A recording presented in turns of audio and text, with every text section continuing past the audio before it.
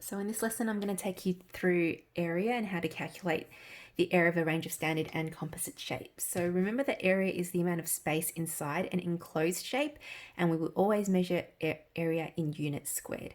This is the conversion chart for area. Hopefully you'll be able to use those as necessary. Now there are a number of formulas that we will apply in order to calculate some common shapes. So here we have square and rectangle. They're pretty straightforward, just length by width basically.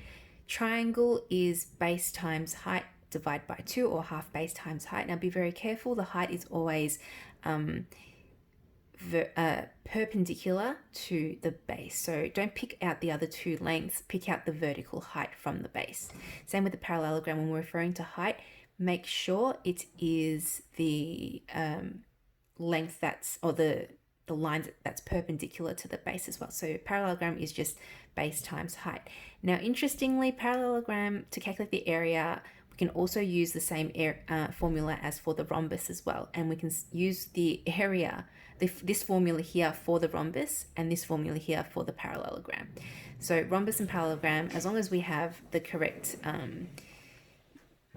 measurements. So if we have base and height, you'd use this one. If we have the two diagonals, as for rhombus, we'd use this particular formula here. So rhombus is area is equal to half of the two diagonal, half times the two diagonal lengths, basically.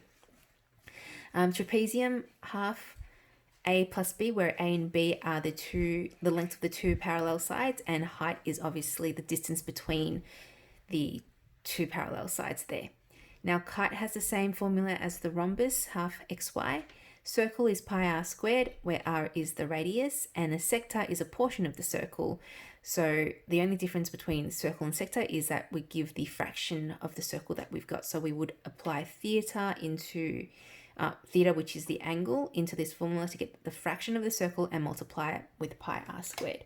So let's go ahead and calculate the area for the following shapes.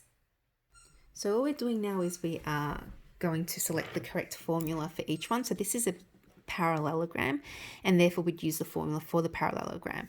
Now what I can see here is we have the base. Okay, well, if you turn it around, that would actually be the base, and the height being 7. The 8's there just to trick you, so we won't need that. So area is equal to base, it's just area is equal to base times height. So area is equal to 10 times 7, which equals to 70 units squared. That's our answer there for this shape here.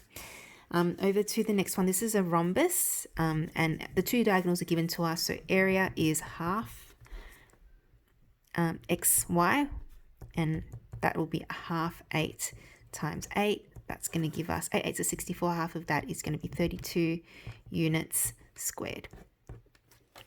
And over here we've got a parallelogram. So the area of a parallelogram is given by half A plus B times H, where A and B are the length of the two parallel sides, and height, H is height, and it's the vertical distance, or the distance between the two sides, which is going to be 4. So 7 and 5 are to be ignored in this instance. So we half 9 plus 14 times 4. So that's going to be half of 4 is 2, 9 plus 14 is 23. So that would give us 46 units squared. Moving on to some slightly more difficult, or not really actually, difficult examples to come. But we've got now a triangle here. Area of a triangle is given by half base times height. In this case, our base is really obvious to us, it's 9, this distance here, and the vertical height is 4. So the 7 and 12 are there just to try and throw you off. So that's going to give us 18 units squared. Okay, now we've got a circle at the bottom. Area is given by pi r squared. So r in this case, or radius, is half the diameter, so that's going to be 10. So it's going to be pi times 10 squared, or pi times 100. That's going to give us 314.2. This will be centimeters squared because we're talking about area. Here we've got half a circle, so the only difference here is we're going to use the same formula, but with the formula, we're going to divide it by 2. And we can put that in at the start so we don't forget. So pi is equal, or is just pi, times radius, which is 4 squared over 2. So that's going to be 16 times pi. 16 pi divided by 2, that's going to be 8 pi. So it'll be 8 pi centimeters squared in exact units. But if you're asked to give it to 2 decimal places, you'd punch it in the calculator. So it'll be 8 times pi. That's going to give me 25.13 centimeter squared, approximately, for that one. Now let's look at some composite shapes here. So we've got a sector, and we've got, well, this is another shape. Let's do the sector first. So as we know, this should be relatively easy to do. If we know that that's 100 degrees, the internal angle here should be 260 because a full rotation is 360. So this is a sector. So we apply the sector formula to do that. So area is equal to theta over 360 times pi r squared. Theta is 260 in this case because we want the angle of the sector. Divide by 360 times pi, and radius here is 2 squared, and all we do is we punch it into the calculator. So we're going to go 260 divided by 360 times pi times 4. 2 squared is 4.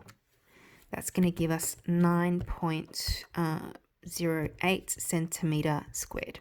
That is our area of the sector.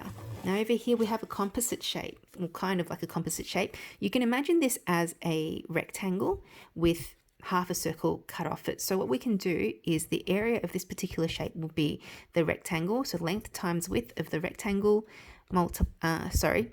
minus, so we're going to subtract the area of half that circle that's here. Okay, so I've set myself up. So length times width is 10 by 6, and we're going to subtract pi times radius from here to here is going to be 3 because that whole thing is 6. So it's going to be 3 squared divided by 2.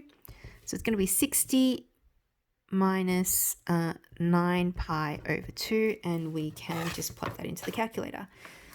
So it's going to be 60, take away 9 times pi. Oh, did I do divide? 9 times pi divided by 2. And I get 45.86, and it's going to be in meters squared because the units are given to me in meters. And there you have it.